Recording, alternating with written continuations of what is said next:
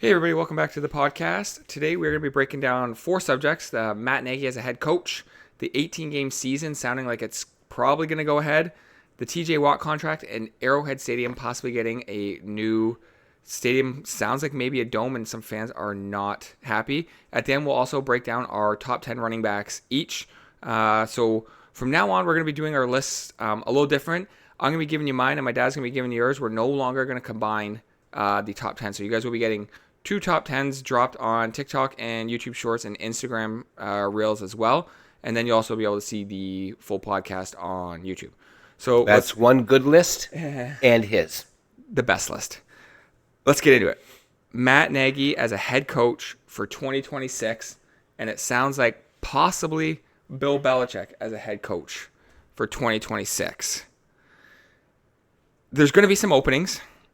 I feel like if Atlanta doesn't make the playoffs, you got to fire Raheem Morris. That's a big one. That's probably going to be the most desirable location, would be my guess, to go to.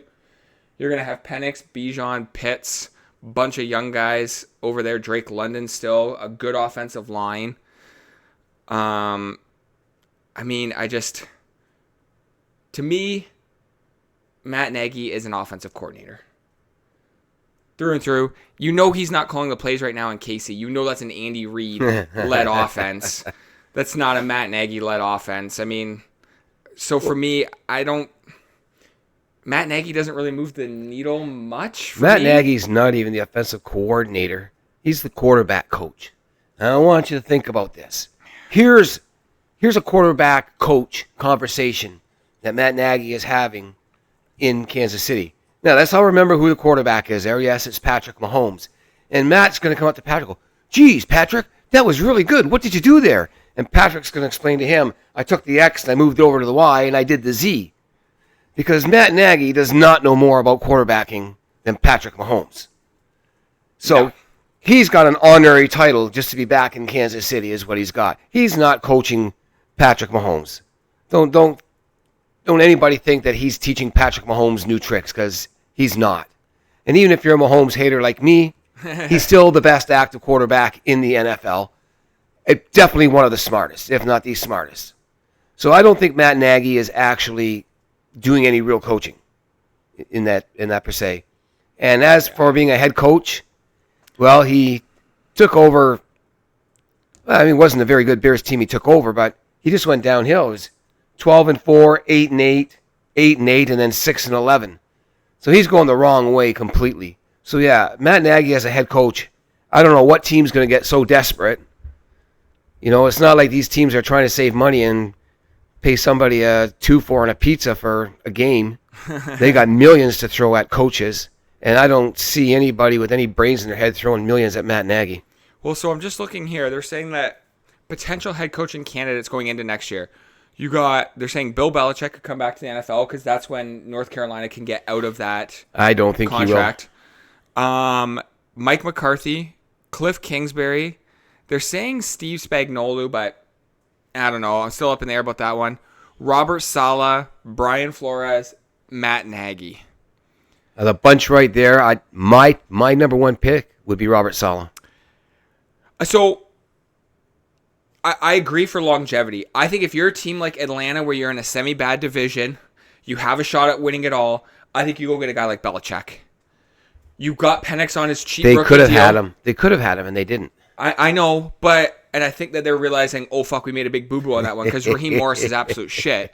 But I think that you get a guy like Belichick for a team like that. Now, if you're Robert Saleh and you're going to go somewhere and you want to rebuild an entire team, an entire culture, I like Saleh for that. Also, too, if you're looking for, Saleh's more of a 5 to 8 year guy out. Belichick's 1 to 2. 2 to 4 maybe, where you're kind of in that window of win now. It's funny you saying that because I want to just kind of quote you on things from before. When you've got a great offense, you don't want a defensive coach. Well, Atlanta's strength has got to be their offense. Their roster-wise, anyways, their star players are star players. The only reason I say that Belichick should go to Atlanta, if you look at it, the NFC, outside of, in my opinion, I think you got Philly and you got the Skins. I don't think anyone else is great in the NFC. If you're Atlanta and you have a defensive coordinator like Belichick has already proven he can outsmart Dan Quinn in Atlanta. He's already proven that I guarantee he'll be able to outsmart Sirianni. Who else in the NFC do you really worry about? I can't think of a team off the top of my head where I'm like, wow, those guys are. Maybe the Lions still. If Obviously, the Lions. I'm just going to say. Yeah, but they lost 7 coaches this year, 6 coaches. Yeah. I don't know if the Lions are going to be. And let's be real, Bill Belichick will shut down Jared Goff. We've seen it happen. We've seen it happen. So did we see it? But I mean, like maybe he can't shut down Jaden Daniels. I think of all the quarterbacks in the NFC that I worry about Belichick going up against, Jaden Daniels would be the only one where I'm like, eh. But even so, Belichick went in there. He closed down guys like Josh Allen. He's closed down guys like Patrick Mahomes. He shut down guys like Peyton Manning. He's done it to the best of the best. I mean, in Atlanta, if you're trying to win, I'd take Belichick for 2 to 3 years because you're eventually going to have to pay Penix. You do get the 5th year with him, though, because you draft him in the first round at least. Bijan's going to be coming up. Pitts is going to be coming up. Drake London's going to be coming up. You ain't keeping that offense together. They're going to keep it together. How? They're going to pay them. They're going to get smart. They're going to pay him a year early. And it might cost them $90 million to get a core group of players. But if they wait another year, it'll cost them 110. If they wait another year after that, it'll be 118. You pay these guys early. You learn your lesson from the Bengals, who held out. And what are they paying? $8 million a year more than they would have been if they would have just signed them earlier in the year. So we'll bring up a little list here. I'm just looking. So they say there's 3 coaches on the hot seat this year. Indianapolis. Well, yeah. You can ruin. He's out. Which I don't get because. But anyways, you can Anthony Richardson has ruined his career. Yeah, and you could rule out Belichick ever going to Indianapolis. That's not going to happen. However, Matt Nagy might go to Indy, and they might say, Matt Nagy, you got to bring Richardson back to life, which, good luck, because I don't think he can. Then I don't think either Richardson comes back to life on his own this year and early this year, or he is done at least in Indy. And then you got the Giants and the Dolphins. Now, the Dolphins would be an interesting one for Matt Nagy, and so would the Giants. The Giants would have to trust that Matt Nagy can develop Jackson Dart. And like I said, by the way, Giants fans, I fucking hate you and I hate your team. However, firing Brian Daboll is a mistake. Brian Daboll is a damn good coach. He's had basically dog shit to work with his entire time there. I think they should give him this year and at least all of next year to work with Jackson Dart and see what he can do. Brian Daboll is a very good coach. I think firing Brian Daboll, they are going to have a very hard time. Because that list I read you earlier of those head coaches available, if you are a new owner, say you're starting a new franchise, and all those coaches come in, and so does Brian Daboll, I'm taking Daboll over all of them. It's not even close. I don't think there's another head coach in that realm there. I still go with Saleh. You go with Saleh over Daboll. Yeah. See, I think he's the best available coach. I just look at better than half the coaches in the league. I just look at what Daboll did for Josh Allen, and then what Daboll did with Daniel Jones at quarterback. For me, I like Daboll, but the other thing is like Matt Nagy has never developed a quarterback. Mitch Trubisky. For 1 year. He developed him into a fantastic third-string quarterback for certain teams. You got to admit, that guy's pretty good for a third stringer. I mean, he's Josh Allen's backup now, right? So, yeah, he's bounced around. He kind of got a raw deal out of that. Fucked his career, too. Yeah, but that's the victim of circumstance, depending on where you get drafted. It's why Caleb Williams' dad really didn't want him going to Chicago. Well, he's got to be happy now getting Ben Johnson. Ben Johnson, yeah. But for me, Matt Nagy, I don't think Matt Nagy's a head coach. What I wouldn't mind seeing, though, is if maybe a guy like Bill Belichick ended up going to the Giants, or Bill Belichick ended up going to Atlanta. I don't think Belichick will ever go. Well, I guess he wouldn't go to New York, but he wouldn't go to the Jets. That's what he wouldn't go to do. the Jets, but he'd go to the Giants. He might go to the Giants. He had a lot of success with the Giants. He won 2 Super Bowls That's there? where he really cut his teeth. Yeah, that good in Cleveland. Yeah. The only problem is that the Giants aren't really in win. See, when you talk Matt Nagy has a long future ahead of him. Belichick, I feel, is one of those guys. He's got to go to a team ready to win now. He's got to go now. I don't want him trying to develop Jackson Dart, because all of a sudden you're going to have a fucking defensive coordinator throwing play calls out to Jackson Dart. So for me, I don't want him there. But Matt Nagy, in my opinion, of that list that we brought up, I think I would want Matt Nagy probably fourth. I think I would take Cliff Kingsbury over him. Cliff Kingsbury, I think, has... I would take Robert Saleh for sure. I would also take Mike McCarthy over him. Mike McCarthy, again, though, that's not... He's old. He's much older. Yeah, but he got a raw deal in Dallas because it's Dallas, and that's what it is. And don't forget, even Brian Daboll. The number one thing that's going to get Brian Daboll fired is the general manager trying to save his own ass. Yeah. And so he'll fire Daboll, say, let me fire Daboll and give me another year or two to get my own. So that's... Daboll's he's in a tight situation there. He's got to walk a fine line, and his team has to produce. I'd love to see Daboll get let go this year and then have him go to Atlanta with all that offensive power. I think, and really show what Daboll. I don't think it'd be a bad thing for Daboll to get fired for Daboll. Yes, for his future, getting fired from New York, from the Giants. I mean, he's a New York team nowadays, but getting fired from the Giants, it would just open up more doors for him. Yeah, better doors, better organizations. But so for me, Matt Nagy, so I think Bill Belichick would be the best available head coach for a team that's going to win now. For a team that's building for the future, like I said, I'm taking Cliff, Robert Saleh, Mike McCarthy, and I would also take... Belichick would probably be fourth on that list if you're trying to build for the future, because but for me, Matt Nagy just is not a... Let me throw this one at you. You're the players on the New York Giants or the Atlanta Falcons. You're going to get a new head coach. You know it's down to Belichick or Saleh. These are young guys, keep in mind. Who do you think those players are going to want there? Who do you think the players are rooting to get there? Who do you think the players want on the field with them?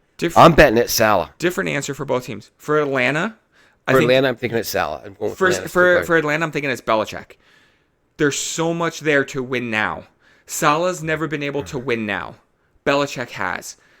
The problem with Belichick is that when he comes in, you have to tell him you have no control over the offense. Stay the fuck away from the offense. No, seriously. You can't tell him coach that, though. You can't tell him coach that. But, I mean, he did when Josh McDaniels was there. Even listen to Brady. Him and Brady game plan together. Because he trusted... Yeah, and they did the film studies. Yeah, a lot of film studies. Then Belichick has to find someone he trusts. He trusted Josh McDaniels. Josh McDaniels was proven. And God only knows how much Josh McDaniels was walking barefoot on sharp glass around Belichick for years to earn that respect. Then I don't care. Find someone that you trust. Bring him with you. An offensive guy. If you want an older guy, maybe bring in a guy like Mike McCarthy. Look at what he did with Dallas's offense. He took that thing 12-4, whatever it was, the 3 years in a row. Bring in a guy like Mike McCarthy. Belichick, stay the fuck away from the offense. Go coach the defense. They can easily win that division, I think, with Belichick there. I know a great place for Bill Belichick. Right there, baby. North Carolina. But you're talking about young guys. Those guys are younger than guys in the NFL. Yeah. But you know what? Hang on. So you asked me that question. But then who was the other team? You said for Atlanta? Oh, in New York. Oh, and then for the Giants, I want Saleh. Because the Giants are way farther out from winning a Super Bowl. Way farther. So I want the younger guy that I feel like I can build with for the next 5 years, where I don't think Belichick's going to be around for 5 years. I really don't think Belichick's going to be around for 5 years. That's really pushing the bounds, and I don't think he will either. So for me, Atlanta, Belichick. For the Giants, give me, I guess, Saleh. I still might rather Cliff Kingsbury there, just because you got that young quarterback you got to develop. It's just there's unknown here too, because every single year, there's going to be a coordinator or two. Oh yeah, that comes up through the ranks who has a surprise. Don't be surprised if it's the Washington Commanders offensive coordinator. Well, that's Cliff. Don't be surprised. Yeah, but my other one. And don't be surprised if it's going to be. What about? I mean, what if the San Diego Chargers offensive coordinator comes available? What about? Well, you mean the LA Chargers? What about the Buffalo Bills offensive coordinator Joe Brady? Last year they led the league in scoring. Now you do got the vanilla gorilla back there, and that's going to help you out for. But in all honesty, his receiving core, it was dog shit. It's not a star-studded core at all. It's terrible. I don't care what anyone says. Of course, and the Patriots signed a guy from that, so what does that say about us? However, I think that, and here's the other thing. So, and I know Bills fans are not going to like this. I know Pats fans are not going to like this. If the Bills get eliminated again, Sean McDermott's got to go. He's got to go. What about bringing in a guy like Belichick for that? You've already got your elite quarterback. You've already paid all your elite players. Imagine Belichick getting Josh Allen. He's a guy that could go into Foxborough. You think if Josh Allen gives Patrick Mahomes the ball back with 13 seconds, you think Belichick's defense is going to let them walk down the fucking field and score? Don't be thinking so. Don't be thinking so. You think Lamar, you think Lamar's going to do? I mean, Lamar already can't do anything in the playoffs anyways. But I think if Bill Belichick goes to the Bills, I think you guys say they're the best team in the NFL. Like, Belichick's going to get on the phone. He's going to phone some the coaches and inquire about players on their practice squads. He's going to get them, turn them into stars, and makes Buffalo a hell of a better team, doesn't it? And realistically, like, you just signed, so they signed Josh Allen. They signed Khalil Shakir. Hopefully they get James Cook under contract. Yeah, they got to get that sorted out. But then look at that. You've got your three best players on offense signed. You don't have to worry about Belichick nickel and diming them and them leaving. I think Sean McDermott should be on the hot seat. They're going to need somebody better than Khalil Shakir. They're going to need somebody better. I don't think they do. Look at what Josh Allen did this year. If they can keep Joe Brady next year, which is a big if, and you bring in a guy like Belichick, and Belichick knows you're not touching the offense. However, again, I know Pats fans, this is painful to hear. I think that would set the Bills up for the next 3 years. I could see them winning 2 Super Bowls in that time. Josh Allen proved last year he doesn't need anyone. Give him the ball. Also, to sign James Cook, Buffalo. Stop fucking around and just pay him. Just do what Philadelphia did, right? Pay Saquon, pay James Cook. They wouldn't have to pay James Cook anywhere near what Saquon's getting either. No, but bringing in Belichick, again, guys, we've talked on the podcast. I know this might sound crazy, but you can win for a team, but you eventually got to win the big one. And it's the Andy Reid philosophy all over again. Andy Reid got him to 4 straight NFC Championship games or something like that?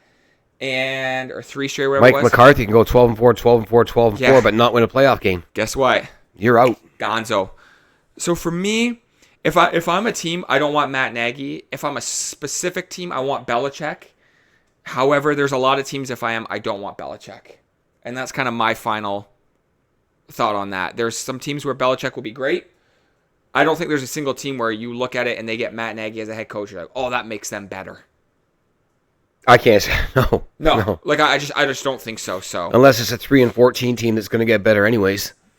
Well, I think the only team that's going to be that bad is the Saints, but they just hired Kellen Moore as a coach, so he's not going to be on the hot seat for the. Well, Kellen Moore is a drafted NFL quarterback. Well, he's only like 37. Not overly successful as a quarterback. No. But smart enough to play the position as a smaller, less athletic guy. Yeah. So he brings something to the game that Matt Nagy doesn't. The problem is that the Saints are just absolute dog shit and they don't have a quarterback. I don't think the Saints' coaching job is in jeopardy this year. The Saints do have a quarterback. They got that senior citizen that they drafted this year. Yes, right. Yes. Tyler Shuck. The 39-year-old. Yeah. 29, whatever he is there. Yeah. He's 26 or 27. Brutal. 7 years of college playing. Brandon Weeden 2.0. But anyways, so for you, Matt Nagy nowhere, Belichick nowhere. You think Carolina next year? Sorry, North Carolina? The only thing that is of interest to me that has a hint of anything of Belichick going NFL is that he had a very, very interesting, very, very long talk about the coaching job in Atlanta last year. He didn't go there. Them not hiring him, I think, was the most colossal fuck up. And did he not get what he wanted? So he probably wanted more control than and that's gonna be the ownership. There's a little hands-on. That's the thing is no matter where Belichick goes, he's gonna have to give up some power. He's gonna have to get that. He's gonna have to. He's got to get it through his head. You don't have the same power you had in New England, so. But so that's the only thing that makes me think Belichick could come back. And honestly, I think Atlanta's the only place that. There's 2 places. I don't want to see him in Buffalo, but I think Buffalo's a great fit for him. I also think Atlanta is a great fit as long as he keeps his hands off the offense. I don't see Buffalo letting go of the young guy down there to bring in the old guy like Belichick. Yeah, but how many more years are you going to waste to Josh Allen? Yeah. Josh Allen's going to be 30 this year. And Josh Allen, as big as he is and as strong as he is, he takes some fucking hits. That body, I mean, we've seen it with the last 2 seasons with Patrick Mahomes. And Mahomes ain't nearly as fucking big as Josh Allen is. But Mahomes is slowing down from it. Yeah, and Josh Allen, I think, at that age. Again, Lamar's getting up to, I bet you by 30, you see Lamar start slowing down. Now, Lamar's a bit of a smarter runner, but, so for me, I want to see those two. Also, too, here's another one, too, before we move on real quick. What about Bill Belichick with the Baltimore Ravens? Because Harbaugh hasn't won shit with Lamar. At some point, when is winning the division not enough? Baltimore has a defense. Let me yes. Let me tell you, they've got a defense. And Belichick loves They've got Lamar. an offense. And Belichick loves Lamar. They could do with a better receiver. I mean, they get out there and get a real star receiver, have a couple guys, one on each side, so Lamar has more targeting. But, you bring Belichick in to run that defense, not as a coordinator, but as a head coach. You bring him in to run that defense. You keep, say, Todd Monken, who's doing a great job as the offensive coordinator there. Yes. And just give Lamar one more weapon. And if he can't do it, it just means he's going to be the greatest regular season quarterback ever and never to win a playoff game. That's what he'll be. He'll be Dan Marino 2.0. Yeah. He'll be Dan Marino 2.0, right? So, all right. Let's move on here. So the next big one is the 18-game season for 2027, I believe. Players are worried that it's going to have a big impact on their health and safety, which, apparently there's supposed to be a second bye week. So there's going to be 2 bye weeks. Everyone's going to get one super early in the year and then kind of mid-ish to late. I don't exactly know how that's going to kind of work out. Well, there's only one reason for the extra bye week, and they can call it player safety all they want. It's to make more money because you are now extending. Oh, yeah. You are extending the football season by 2 full weeks. That's 2 more weeks of ad revenue from TV. And that's why. Oh yeah. That's why they're all over having a second bye week, because that first bye week it stretches the season by a week. Now they're going to stretch it by another week for a game and another week after that. So there's lots of money in it to do that, and that's why I see it going. Now my question is, with all that additional revenue, are the players going to get like a 10% raise? Well, so that's going to be the big thing, right? All these players that sign contracts in the next year or 2. Do you only want to sign a 2-year deal? Yeah, let me see that revenue when 2027 kicks in and we renegotiate our CBA. Let me see what that revenue is going to look like. And the salary cap's going to go up. Well, the salary cap's going to go up by a lot. By a lot.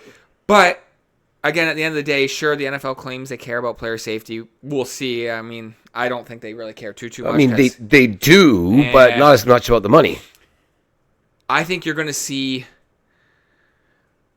I think you're going to see a lot of the records get broken, which I think the I think the NFL. It's almost as you have to asterisk even the 17 game. Well, and I think some of these. I think the NFL is sick of not having any new records. That's unfortunate. The NFL does not like all-time records staying for 40 years. No. They want them broken. They want to sell more jerseys. You don't think the NFL was fucking air punching when Saquon Barkley was on the sideline saying, "No, coach, give some of the young guys a chance. I've cut my teeth in them. Let's give these young guys." The NFL was over there probably thinking, "Motherfucker, why were you not going out there getting those yards for us and shit like that?" So for me, I don't think they don't give a shit about the health and safety really. Sure, they throw money into it. I think that it's because they have to, because they've been sued into oblivion several times. They care about the revenue. It's going to make revenue, and hopefully the players get a massive, massive split of that revenue. They're going to have to. That'll be in the CBA. So, but if I'm guys like, if I'm a guy like, you got guys coming up with some contracts here and stuff like that. Some of these, first round picks are like 3 years in. Do you really want to sign your extension now? Or do you maybe want to sign it for just a little bit less money now and wait for that new CBA to kick in? Or just tell them. When the 18 season game starts, I want, you're adding an extra game on there. That's an extra 6 or 7% you're playing. So why shouldn't you get an extra 7% pay raise on your contract? Which you might not think is much, but if a guy's making we're signing a $50 million deal. That's $3.5 million more. And he Each should be getting season. it. Yeah, because if the players aren't getting it, the owners are. Yes. So the owners need to divvy up and pay out. Yeah, I think it's going to be... The one thing about football that I love, like I'm a big hockey guy. I still play hockey. I love it. I still watch it. Unfortunately, my team makes me fucking miserable. The thing I love about football is the scarcity. There's not a lot of games. Every game matters. Playing 82 games in the NFL, or what does baseball play? 162? Or whatever it is now that they play. Yeah. You can afford to lose some games, and it's not really a big deal. In the NFL, the one thing I always loved about the NFL, scarcity, the games. Every single game matters. You start putting in 18, then it's going to be 19. And at where does it matter where it's like, we lost 2 or 3 games, but we still won 15 games, so you're still going to make the playoffs. Where before in a 16-game season, if you lost 3 games, man, those were brutal 3. Those were a brutal 3, right? So I don't like it for several reasons. I think you're also going to see, you'll see some single-season records get broken, but I think you're also going to see a massive uptick in injuries. Well, I'm going to go on record saying I love it, I want it as a fan, because it extends my football season by 2 more weeks. Of course. That's 2 more Sunday afternoons. I don't have to sit with my wife and watch stupid movies that I don't want to watch. I can watch football. So yeah, I'm all for it because I'd love to see a few more weeks of football. But you gotta be concerned for the players, and they should get their. You think about these players, and when that's happened to DeMar Hamlin, and we're watching that, and it was a long, long, long pause before they made up their mind to call the game. There's other players in there, and they're talking about you got to take this opportunity to think about all of our brothers that have played the game for years, and at the end of their short careers at 28, 29, 30 years old, they're going home, but their head's not the same. Their body's not the same. They are hurting, and they have taken massive, massive injuries, and this is true, and extending it from 16 to 17 and now 18 games makes that whole storyline even more important. So as much as we as fans love that, you still got to think about those players and the damage it does. We talk about guys that play in the playoffs, and it's like playing more games in a year. Imagine now you play 3 playoff games in 18 years. That's 21 games you're going to be playing. I think in a year. You kind of hit it on the head there with, you got to worry too, man. Like these guys, a lot of these guys' brains are basically mush when they're done playing. You're adding an extra game. I mean, you play for 10 years, that's 10 extra games. If you're going to the playoffs and you're constantly playing in the playoffs, that minute there that you were talking, that kind of sums up how I feel about it. So, but we'll move on. Something a little more happy. The TJ Watt, depending on who you are, the TJ Watt contract. So Watt wants to get paid. I think Pittsburgh's apprehension is that he's 30. Pass rushers notoriously slow down at 30. Now, TJ Watt has slowed down the past 2 seasons. He's still playing at a high level, but eventually he's not. And do you want to commit? He's probably going to want 4 years he wants to be set the record. What's that, $42 million for a pass rusher right now?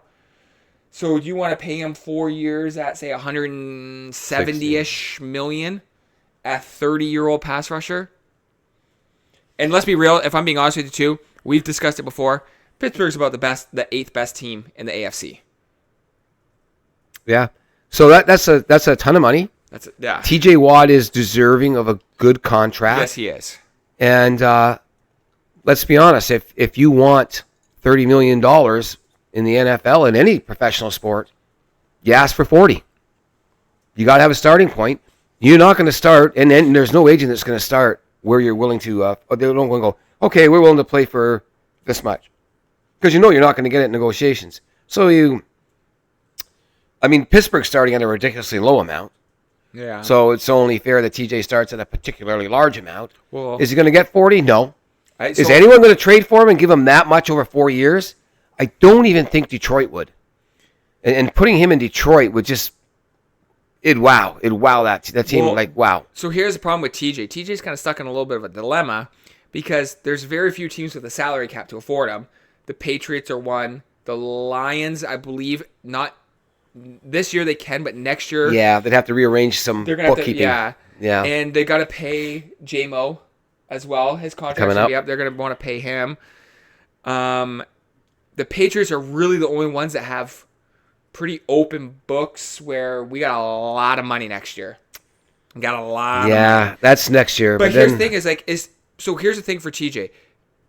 Is winning a Super Bowl or winning even a fucking playoff game, since they haven't won one since he's been there, is that important to you? Or is the money? Because this is his third contract. He got his rookie deal, then he got his second deal, which was big. Now he's on that third deal. If you're Watt, what do you prioritize? Do you want to be in that the black and gold forever? Or do you want to be... It's a pleasant thought, but I think the money rules in this day and age.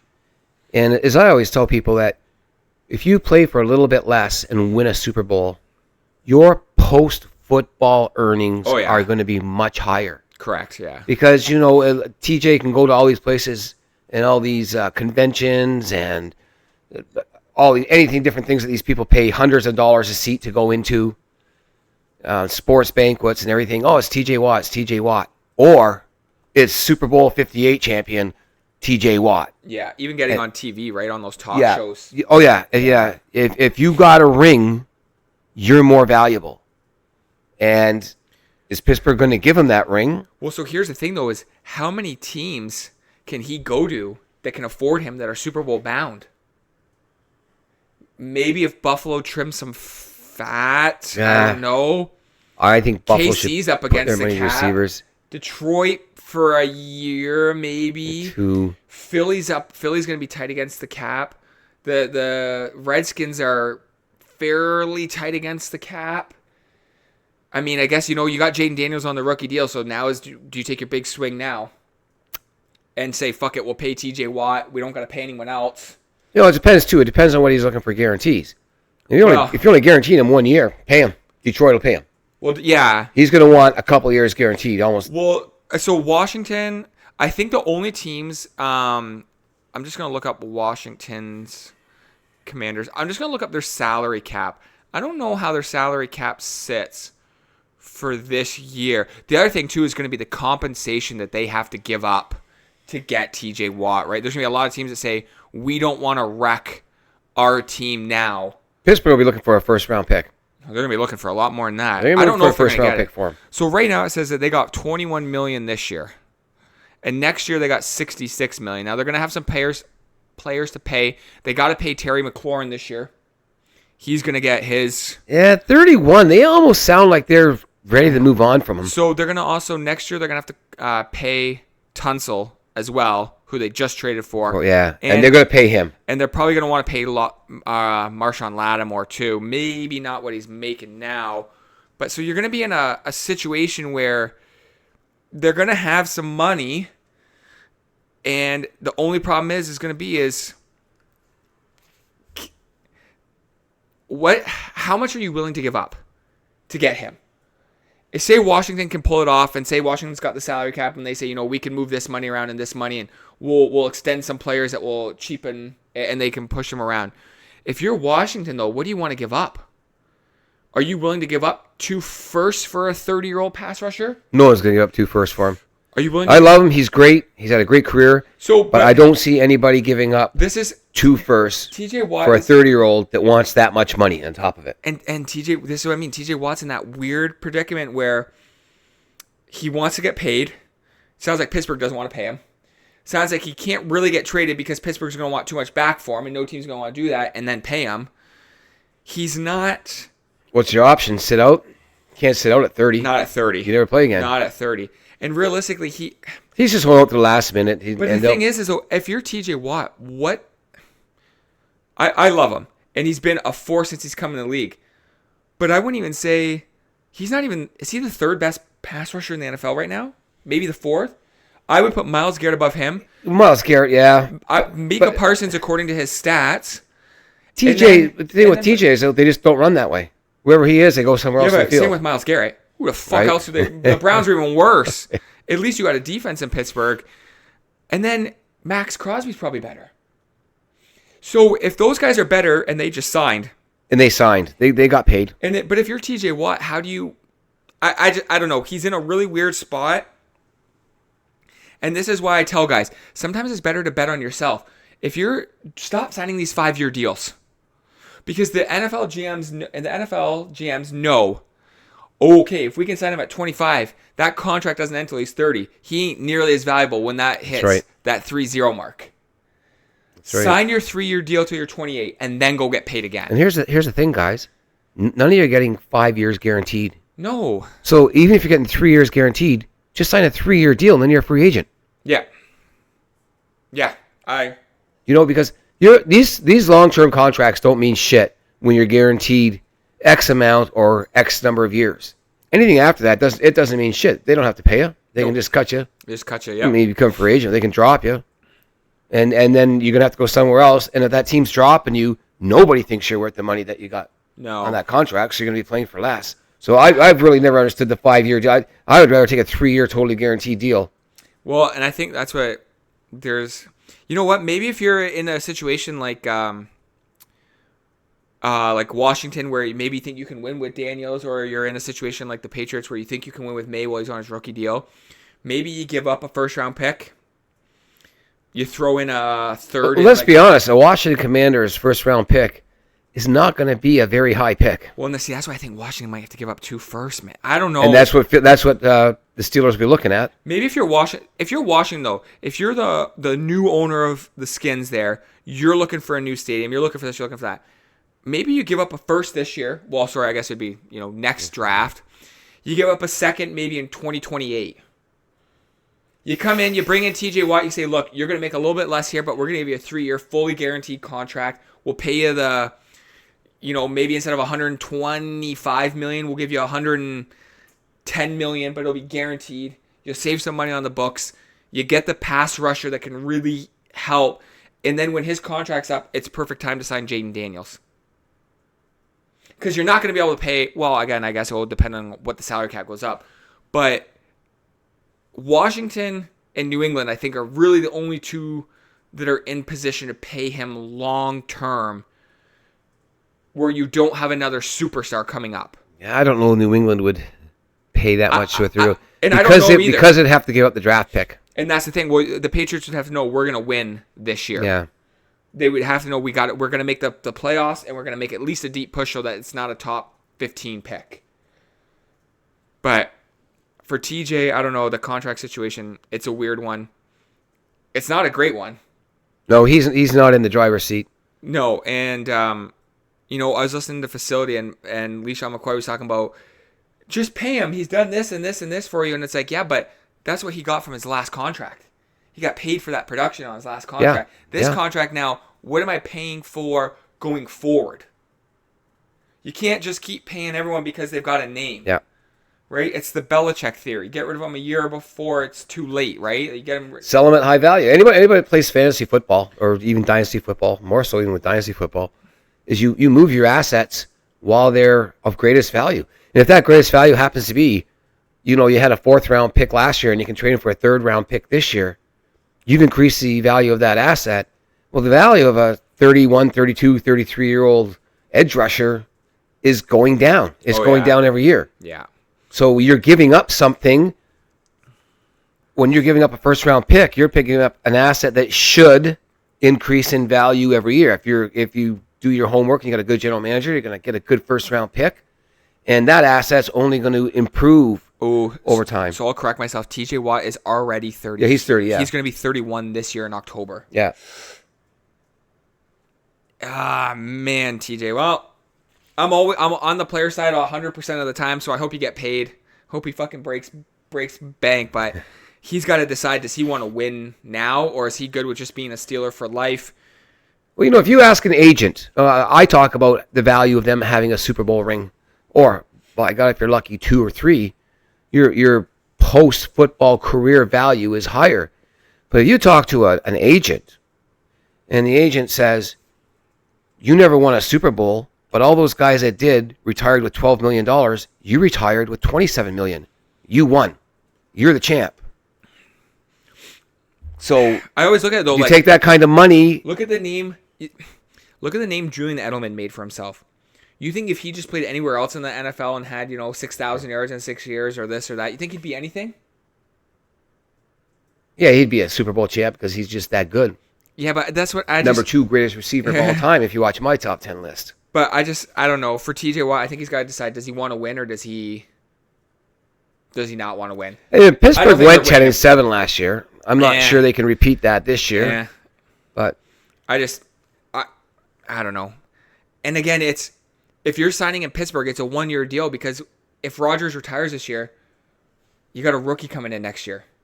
Even if it's the guy they drafted out of Ohio State this year, he's going to essentially be a rookie next year still. Yeah. He'll have no snaps in the NFL. Like, how often does a rookie carry you to the Super Bowl? Right? It just doesn't really happen unless your name's Tom Brady. However, I don't think that Will Howard is going to be Tom Brady. No. So, if you're TJ, he's got to decide, does he want to win or does he want to get paid?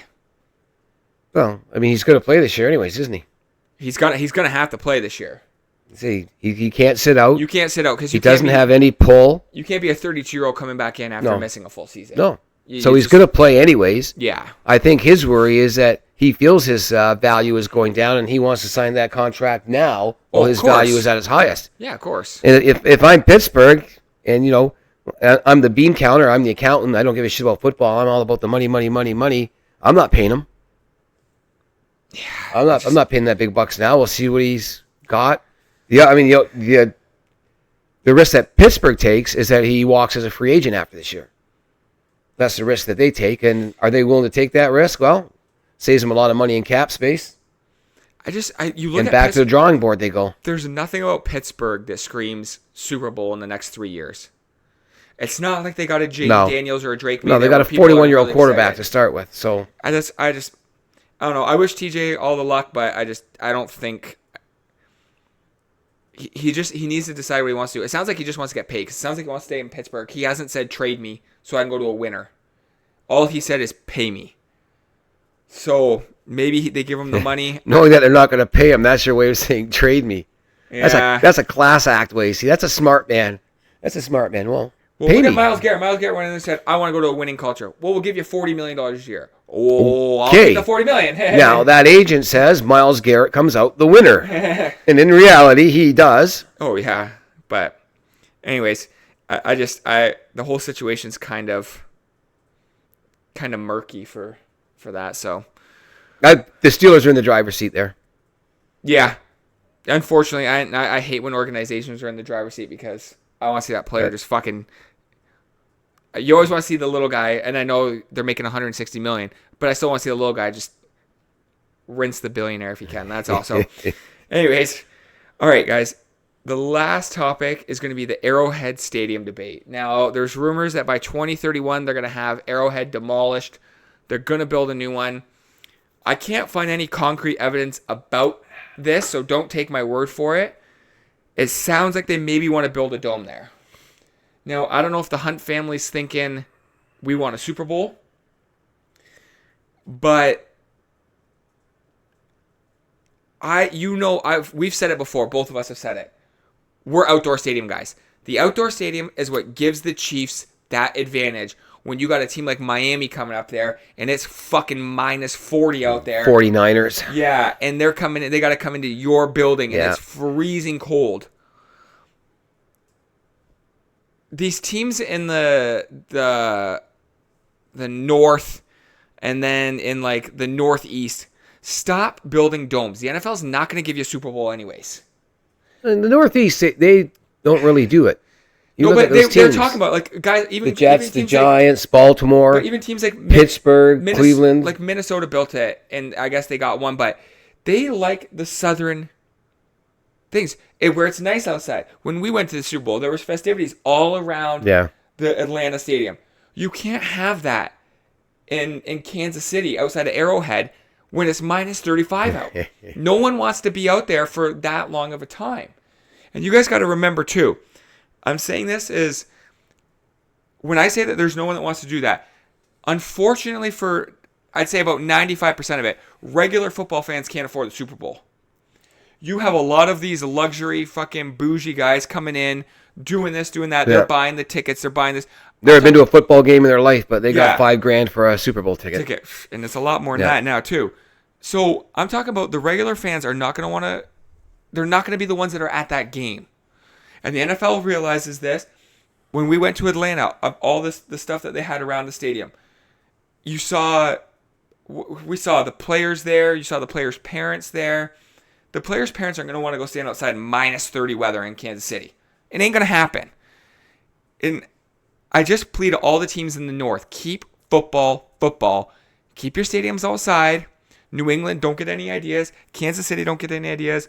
Baltimore, Pittsburgh, Cincinnati doesn't even have a dome. Cleveland apparently is now building a dome, unfortunately. Cleveland, if you can hear my plea, do not build a dome. Keep your team outside in real football weather. Also, too, by the way, one more quick thing, sorry. Fuck off and stop using taxpayer dollars to fund billionaires building a new fucking playground for themselves. They got enough money. The Hunts are worth more than $3 billion. They can come up with the fucking assets or the funding through private equity or whatever, and they can pay it. Stop rinsing the fucking taxpayers for taxpayer dollars. That's the big thing, is how much the taxpayer is going to pay. Now, the Houston Oilers, many years ago, before they left Houston, they wanted to build a dome stadium. And they wanted so much, back then the dome stadium maybe was $700-800 million, whatever it would be. And they wanted a couple $100 million of taxpayers' money. And the mayor of Houston says, you're not getting a dime of taxpayers' money for a bunch of billionaires to go watch football. Houston packs up, moves out of town. Years later, they build a new stadium with taxpayer dollars and get the team back. That's the problem. So the taxpayer dollars are supposedly justified by how much it brings in tourism and blah, blah, blah, blah. So whatever. Let me just say this. The billionaires are still going to build the stadium, and those tourism and tax dollars are still going to come in. You don't need to put up our tax dollars on a gamble for a billionaire who already owns more money than pretty much every single fan that can afford to go see those games has in their bank account. Yeah, and let the billionaires spend it. The bottom line is, again, the bean counters, the accountants are going to say, okay, and I mean, this used to be done in millions of dollars, and then tens of millions, and hundreds of millions. Now we're talking in billions of dollars. It's going to cost $3 billion, okay? However, we're going to have 100 luxury boxes that we didn't have before. Each one of them are bringing in $1 million a year. So there's $100 million a year coming in. It's going to hold 20,000 more fans. So there's X amount per ticket. It's going to come in. It's parking fees. They're going to bring in zillions of dollars a year if you ever had to park at any of these places. Yeah. And they won't build it if the return on their investment's not there. The return on the investment's there. Oh yeah. So let them build. But I do agree, don't build a dome.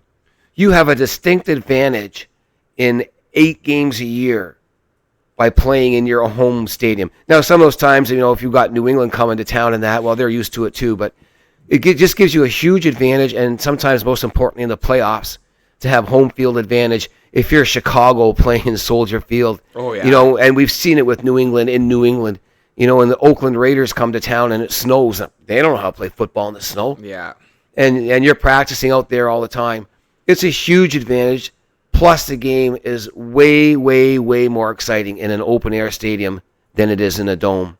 Oh, yeah. And then you got your artificial turf and player injury problem. Yeah.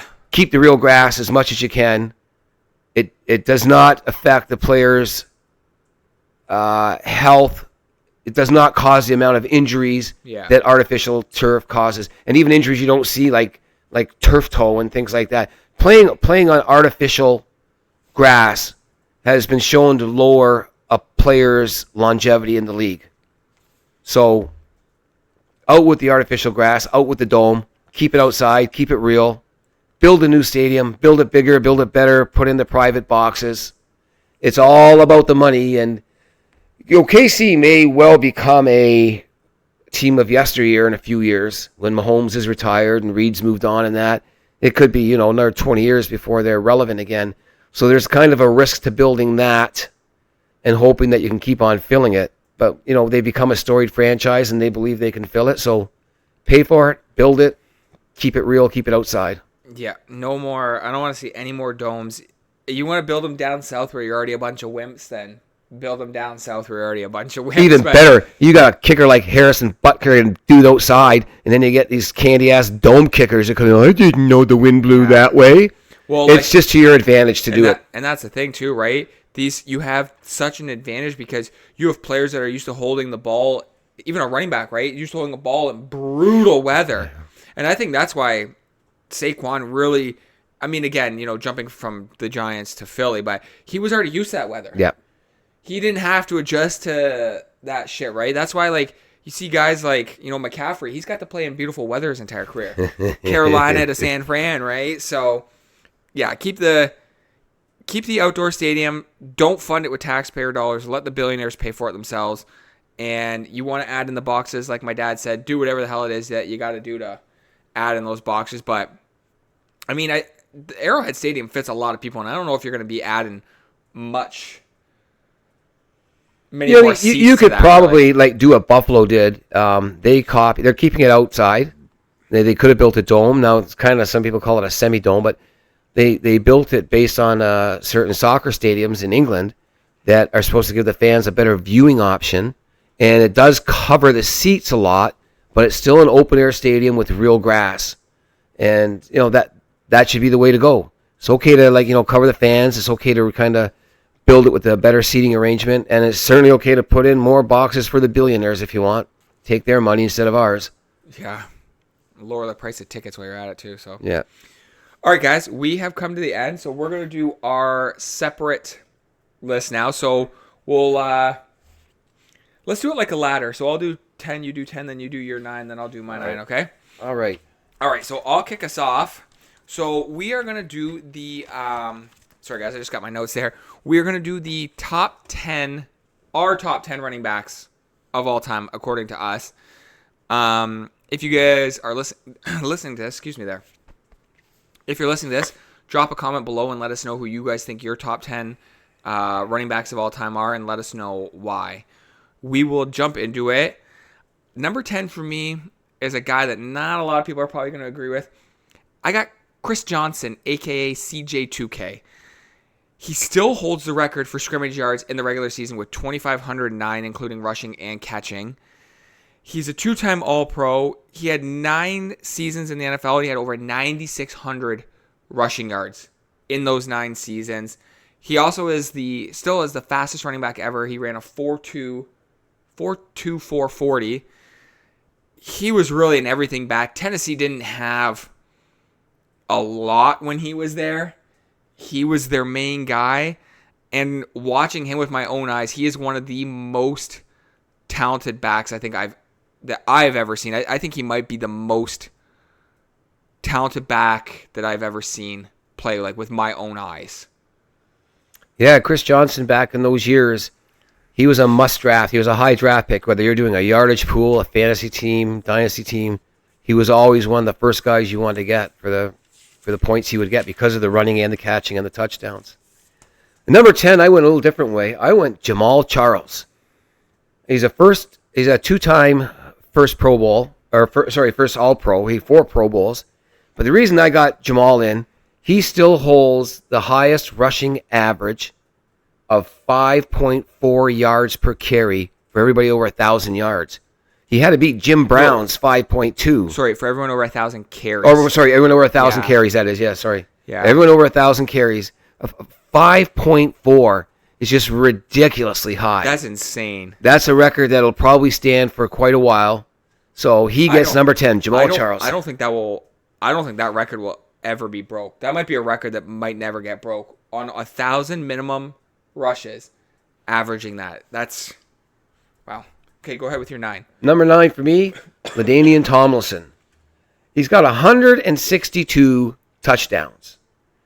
The only people in NFL history with more is Emmitt Smith and Jerry Rice.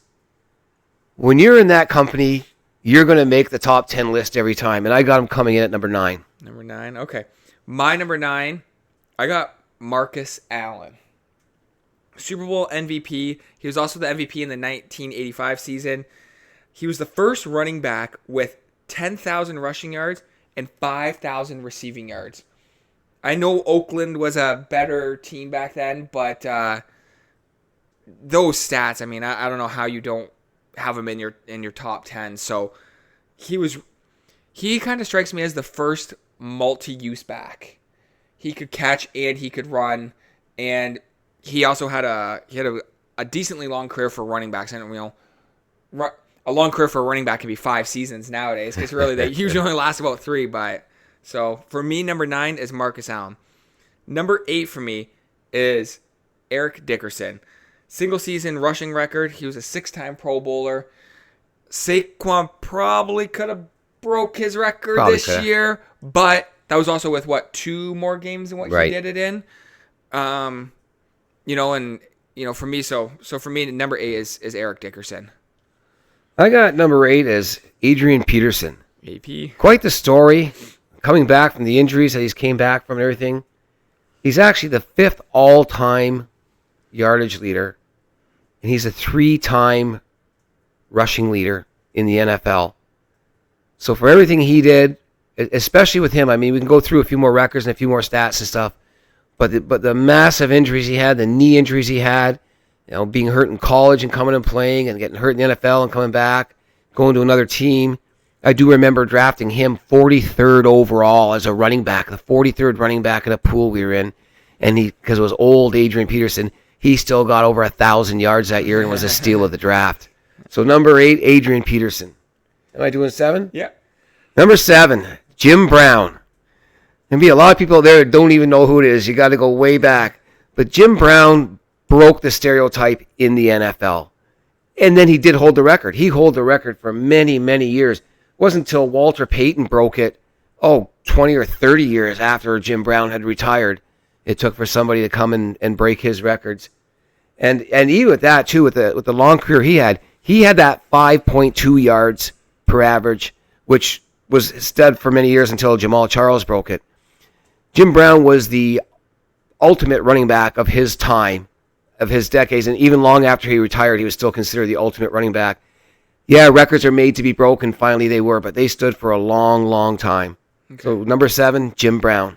For me, number 7, I got O.J. Simpson. Not liked by a lot of people for good reasons, but he was the first player to rush for 2,000 yards, and he did it in a 14-game season, which is crazy. He was a 1-time MVP of the league. He was a 5-time Pro Bowler. I mean, he never ended up winning a Super Bowl, did he? No, I didn't think so. But getting to 2,000 yards in 14 games. There's guys now. I think there's only how many rushers? Is there under 10? Yeah, I'm still shaking my head at O.J. Simpson. Sorry. He's I mean, hey. Every once in a while, you do things that make me ashamed of you. That's one of them. One of the best running backs ever to play. So, number 6 for me, I got Adrian Peterson at 6. 2012 MVP after his ACL tear. He rushed for over 2,000 yards that year. 4-time first-team All-Pro. He was also 4th all-time in rushing yards at the time of retiring. I believe he actually still is. He's 5th now. 5th in yards? Yeah. Just watching that guy is just a genetic freak, too. Like, he was one of those guys in my era. He looked for contact. He wanted to contact. He wanted to run your ass over, and he wanted to fucking punish you. And realistically, he did it on a team that Vikings pretty much sucked without him. Oh, yeah, he was the team. Yeah, so for me, I got AP at number 6. Number 6 for me, this is where I put Marcus Allen. My top 10 list, generally speaking, when you start getting up here, you got to win something. You got to win. You got to have some big stuff. Well, Marcus Allen, Super Bowl MVP. It was 17, I think it was Super Bowl 17, yeah. He only had 20 carries, but he had 191 yards and 2 touchdowns. He averaged almost 10 yards a carry in a Super Bowl against the Redskins. And he's still the 3rd highest touchdowns amongst running backs. So he gets up at number 6. Number 5, Barry Sanders. I know I said you got to win something to get up here, but Barry played with the Lions, and they didn't win a playoff game in, 30 years or something, whatever crazy stat it is, or 40 or more. So he's gonna get the bye on having to win something. But, I mean, he was a 2-time Offensive Player of the Year. 6-time first-team Pro Bowl, 10-time Pro Bowler, 10-time Pro Bowler, first-team All-Pro, 10-time Pro Bowler, and 4 times rushing leader. He won a lot of stuff. He didn't win the Super Bowl. He didn't win the big one. But he played in Detroit all those years. So now you young guys that say, oh, Detroit's great. Yeah, they are now, but they weren't for like 40 years. So number 5, Barry Sanders. All right, number 5 for me, I got Emmitt Smith. Still the all-time rushing leader with over 18,000 yards. He was a 3-time Super Bowl champ, 1-time MVP. Really helped kind of, it was him, Troy Aikman, and Michael Irving on that offense that really kind of helped chug those 3 Super Bowls. I believe, what did they win them in 5 or 6 years? They won those 3 Super Bowls in. Being the all-time rushing leader, you got to be a top 5. If he's not in your top 5, then you can't take that list serious. So for me, I got Emmitt Smith at number 5. Number 4 for me is a guy, he never got to win a Super Bowl, which was a shame. Universally loved. I got LaDainian Tomlinson. He was a 2006 MVP. He has 31 touchdowns in one season. Think about that for a running back. 31 touchdowns. That's receiving and rushing. He was one of the best dual threats that I've ever got to see actually play. I kind of grew up with LT, and unfortunately he was on the Chargers, and the Chargers just couldn't get by Tom Brady in the playoffs, and that's a reoccurring theme for a lot of players when they played the Patriots early on. So for me, I got LT. I got him at number 4. At number 4, Frank Gore. Frank Gore. Now, Frank Gore was a bull in a china shop. This guy was the heart and soul of football. He's what a football player should have been. 16 years. At the end of his career, he bounced around a bit. He played for a total of 5 teams. 16,000 rushing yards in his career. That's a nice little stat that he got to. And he's number 3rd all time in yards at that. So Frank Gore, for the longevity, for the way he played the game, for the 16,000 yards, number 3rd at all time, gets number 4 on the list. I believe also, too, Frank Gore, you guys can correct me if I'm wrong, Frank Gore is the only running back that tore both his ACLs in college and then was basically never hurt again in the NFL. Which is... We want his doctor. That's what we want. Whatever steroids he took, those should be available to the public, so... Whatever medication he took. That's right, medication, yeah. All right, you're number 3 here. Number 3, sweetness himself, Walter Payton. Walter's got to be up on everybody's list. It was him that finally broke Jim Brown's record. He has only 1 Super Bowl, but even his record has actually been broken. But it was a few years before it was broken too. But he broke Jim Brown's record. He retired number 1. He was the MVP. Oh, so he wasn't. He was a 1-time Super Bowl win in the 85 that actually had a defensive MVP that game. He died at a young age, and probably the most sought-after trophy that men in the NFL want to win beside the Super Bowl is the Walter Payton Man of the Year award. And each team nominates one guy, and you have to be a community man. It's about what you do outside of football. So Walter did it inside of football, Walter did it outside of football, and he gets number 3 on my list. Okay. Number 3 for me is Jim Brown. 3-time MVP, 8-time rushing leader. Short career. He did retire early. However, he did retire as the all-time rushing leader. Those are meant to be broken again when you just keep adding in more games. Back then, man, Jim Brown was a class act and still is. But he also played for one of the, we'll call them one of the crappiest, we'll say it nicely, crappiest organizations yes. that could have played. So for me, I got Jim Brown at number 3. Number 2, I got the sweetness, Walter Payton. 9-time Pro Bowler, 1-time MVP. He also retired as the all-time leader when he retired for rushing yards. Like my dad said, there's really nothing else to add. I mean, if you want to win an award and it's not the Super Bowl, you want to win the Walter Payton Man of the Year. He did it on and off the field. So I got Walter Payton at number 2. Number 2 for me. I say you got to win something. Okay, this guy win. 4 Super Bowls. MVP of Super Bowl 9. 158 rushing yards and a touchdown. 12,000 yards in his career. It's Franco Harris. Franco Harris played on team, which we know is the Steelers, that won 4 Super Bowls, and it was a run-oriented team. He had the workload. The receivers did not have the workload on that team. It was a running team, and Franco Harris played with his heart. Anyone who has seen the Immaculate Reception, if you haven't, look it up. Oh, yeah. One of the greatest catches ever. But 4 Super Bowls and an MVP and 12,000 yards. You got to be a winner to be up there. He's a winner. He gets number 2. Your number 1? My number 1 is Emmitt Smith. It's pretty hard to argue. You know, my number 1 receiver was Jerry Rice. My number 1 quarterback, Tom Brady. These guys that have these records, they've proven they're the best. They've won Super Bowls. Emmitt's won 3 of them. He's been an MVP in a Super Bowl. He's number 1 all time with 18,355 yards, and he's the number 1 running back with total touchdowns in his career. But he's number 2 overall. Only Jerry Rice has more touchdowns than Emmitt Smith. Anybody at every position, he's the second most in the history of the NFL. So he's got all those records. He sits at top with 18,000 yards, 18,355. He's number 1.